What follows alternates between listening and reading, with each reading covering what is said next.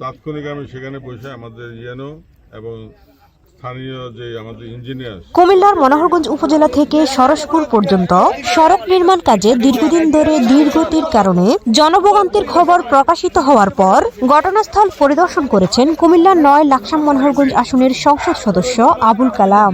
সম্প্রতি প্রকাশিত এক প্রতিবেদনে সড়কটির নির্মাণ কাজে ধীরগতির কথা তুলে ধরা হয়। প্রতিবেদনটি সংসদ সদস্যের নজরে আসার পর তিনি দ্রুত সংশ্লিষ্টদের সাথে যোগাযোগ করেন। এরই ধারাবাহিকতায় তিনি সরেজমিনে সড়কটি প্রদর্শন করেন। তাৎক্ষণিক আমি সেখানে বসে আমাদের ইএনও এবং স্থানীয় যে আমাদের ইঞ্জিনিয়ার, উপজেলার ইঞ্জিনিয়ার এবং উনি হলেন এলজেডি ইঞ্জিনিয়ার, ওনার কাছ থেকে এই রাস্তা এবং ব্রিজ কালভার্টের তথ্যপত্র নিয়ে জানা গেল যে কাজটি দীর্ঘ 5ই আগস্টের পূর্বে টেন্ডার হয়েছে এবং অদ্যাবধি কাজ চলমান, কাজ চলতেছে কিন্তু সন্তোষজনক না। সেই জন্যে আজকে আকস্মিকভাবে যেহেতু আজকে ছুটি এবং আমাদেরও সংসদ ছুটি, তো সব কিছু মিলিয়ে আমার এলাকাবাসী আমাকে ভোট দেওয়া বিপুল ভোটের ব্যবধানে আমাকে সংসদে পাঠিয়েছে।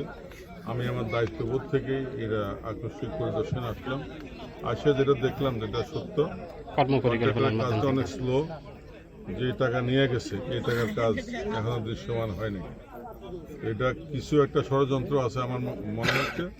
যেহেতু আমি পুরো কাজটা পরিদর্শন করি নাই, যতটুকু করছি ততটুকুই মনে হচ্ছে যে এই কাজটা ধীরগতি এবং তারা 2 বছর অলরেডি অতিবাহিত হয়ে গেছে। ইতিমধ্যে আমাদের বর্ষা এবং বন্যার ফলে আমাদের এই এলাকার অর্থাৎ অঞ্চলের লোকজন, ছেলেমেয়েরা স্কুলে যাতায়াত, হাট বাজারে যাওয়া, সব কিছু মিলে একটা জনদুর্ভোগের সৃষ্টি হয়েছে।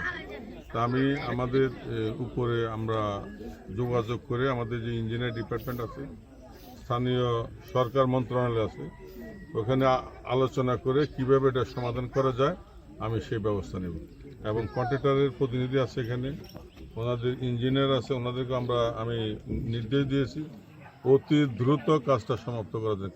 কারণ কাজ শেষ করার মেয়াদ হলো 30শে জুন। তো 30শে জুন করে আগামী 3 জুন ওনারা এই গতিতে গেলে কাজ শেষ করতে পারবে না এবং আমি এই গতিতে কাজ চলতে আমি দিব না। আমি চাইব যে 3 মাসের মধ্যে এই কাজ শেষ করার জন্য।